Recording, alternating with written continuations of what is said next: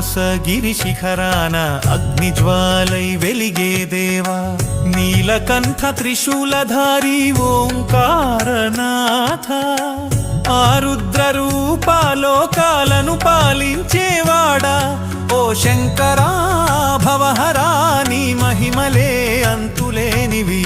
కైలాసగిరి శిఖరాన అగ్నిజ్వాలై వెలిగే దేవా,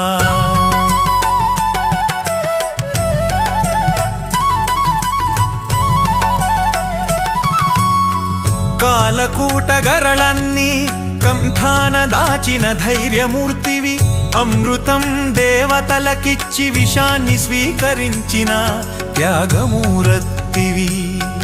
ఆ నీలి రంగు కంఠం లోకాలకే ప్రాణదానం, దాని దర్శనమే మా పాపాలకు విముక్తి, మోక్షానికి సోపానం.